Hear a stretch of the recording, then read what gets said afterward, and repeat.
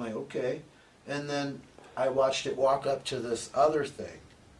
And just as it's getting close to it, it's almost like it merged with it. But that dark figure exploded. Wow. And it was weird. You could actually watch fragments of light retreating out of it. And I was stunned. So, it seems kind of corny, but after that, I think I spent the next 2 or 3 years laying in bed. The only thing I could think about is, who's God? What is that? What's Jesus? What is all this? Who made this? Who made that? Where did this all come from? And it was so funny because I'd always try to go too far. Okay, if God made the world, who made God? Huh, you're getting way beyond the limitations of the mind here. And I'd feel the fear.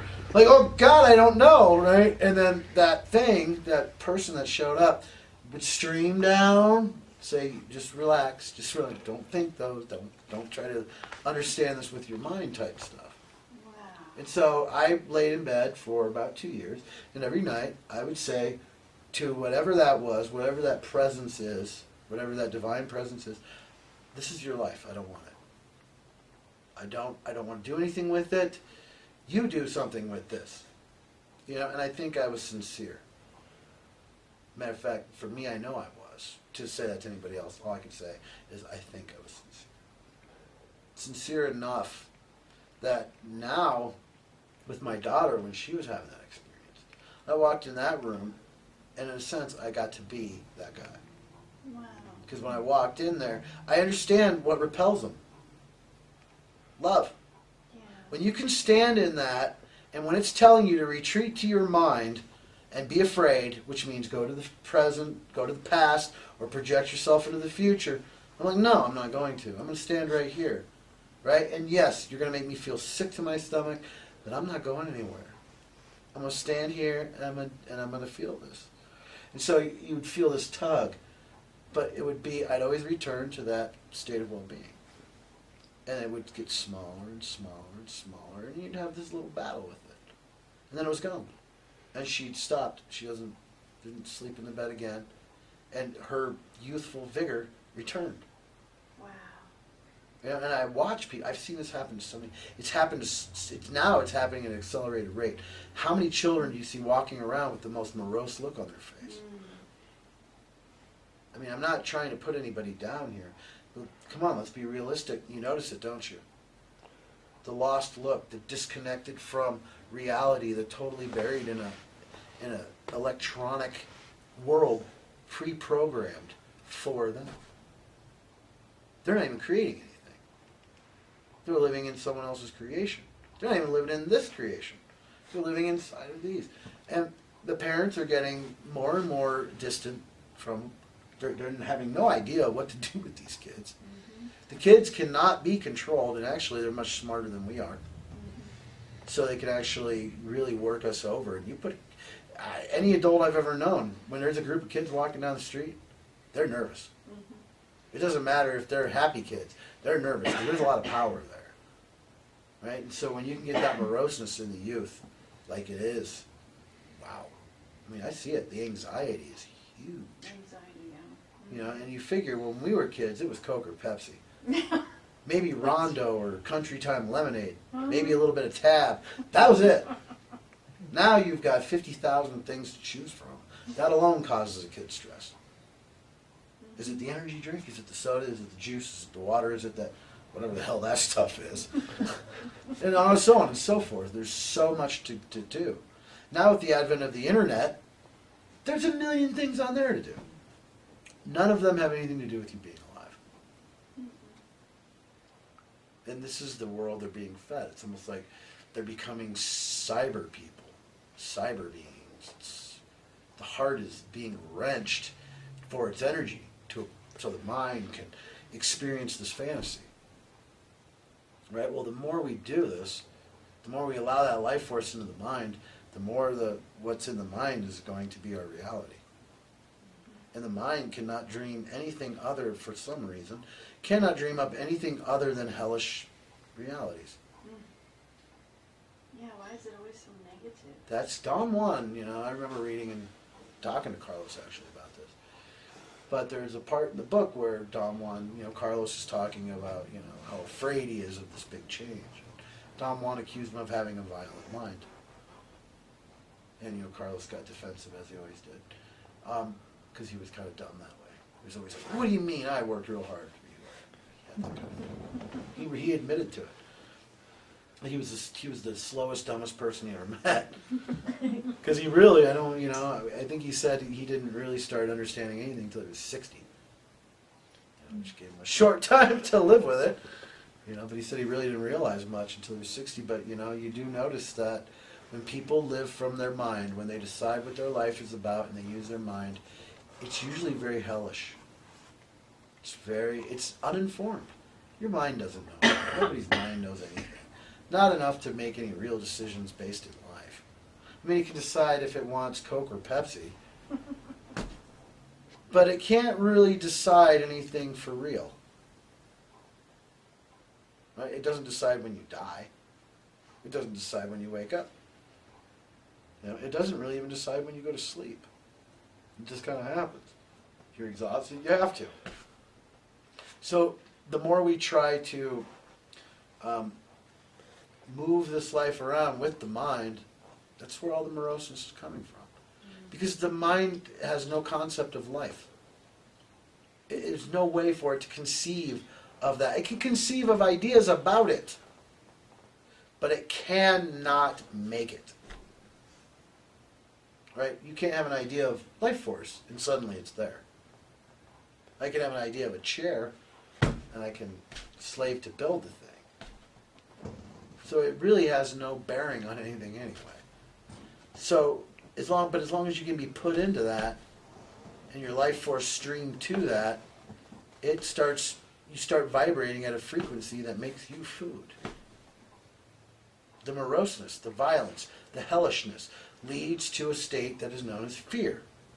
Fear is the energetic presence, your being, resonating at such a slow rate that it's easy to catch and consume. Well, anybody who's had the experience of higher consciousness knows it's fast. It's moving at the speed of light. And anyone who's in the throes of that experience knows that. Woo, everything, you seem very clear. Everything seems to happen like that. I mean, it's like your realizations are coming so quickly and everything is just like showing up all at once. It's very fast. Makes you hard to catch. You're like a greasy pig. It can't get on a hold. I feel that thoughts are even faster than the speed of light.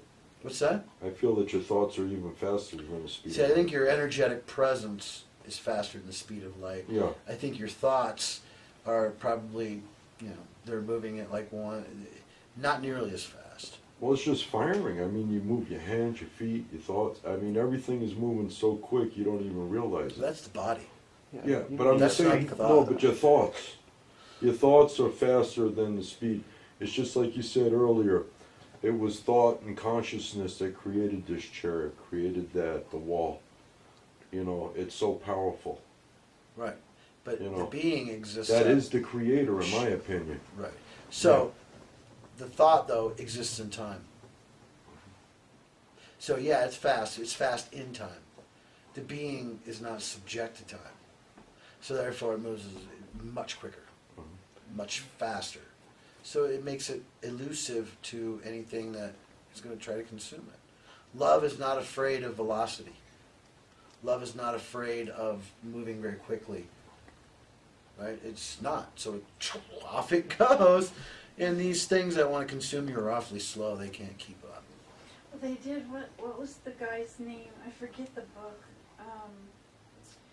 Where it rated vibratory frequency of fear versus love, or do you remember who that was? Are you talking about Hawkins? Yeah. Who? Yeah. Stephen. But they go through it, and when you think of what a low vibration, anger or control or fear, they're just so low. And then, so I know what you're trying to say. That was really, he has it outlined in the book, what everything, how it actually gives it a number. And it's fascinating that way. And the worse and the more morose it is, the slower it vibrates. or the frequency is. And I think, it definitely affects the emotional field in such a way that it makes us want to remove ourselves from the present because the pain is too much. Right? So it basically shows us how to inflict pain upon ourselves in such a way that we vanquish the present moment for the past security blanket or the, future securities, right? Which inevitably, that's fear. So you're already resonating to it. So in the present, where your body actually is, it's weakened. It's in a weakened state. And as long as it's in a weakened state, it can be destroyed. Now, it's very funny because there's a part of this that really shows up. When one talks about the present moment, being in the present moment, probably one of the most interesting things about it is there's only one thing that's ever in the present moment. Your body. Right? And so all these ideas of we need to get out of the body are being handed to us by the very things that are trying to consume us. The reason being is the body is always present. My body is not yesterday. As much as my mind can be, my body isn't. My body's not tomorrow either. My mind can be, because it believes there's reality in that. With the body, it never runs from the present moment. It's right here, right now. Right now, it's beating, the heart's beating, the lungs are working, the systems are going. Not yesterday. It's not like I'm not digesting yesterday. It's happening right now. So the body is always present, always pulling in life force, and it has no problem with it. So, the idea of this getting away from the body is stupid. Get in it. Get fully in it. Your being has no problem calling this home for a while. Your mind hates it. It hates it. It's just watching it deteriorate, because all the mind knows is decay. It does not know the fullness of life. It does not know of eternity. It does not know of infinity. It does not know of sacred. It does not know divine. The body does. How? What's it using to stay animated? Spirit. Right. Exactly. So there is a relationship between the spirit and the body that cannot be duplicated by the mind. Right? So in a way, we need to be dumb.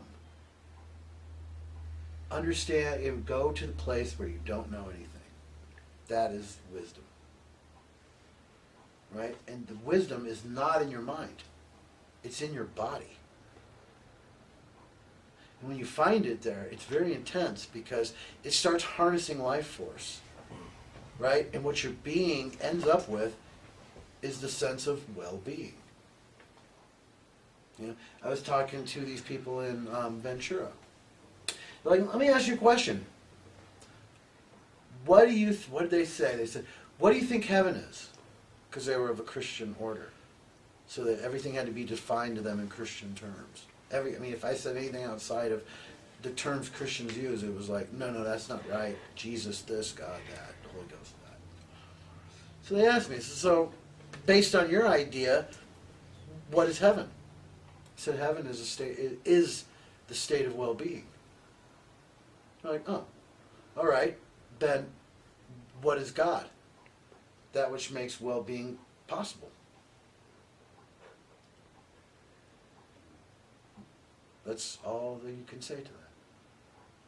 It's what makes it possible.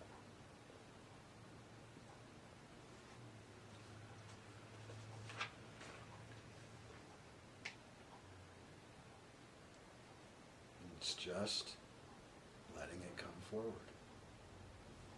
Being fully present. Letting all, you see what I'm talking about. Letting all that life force come. Look what it does to the world around you.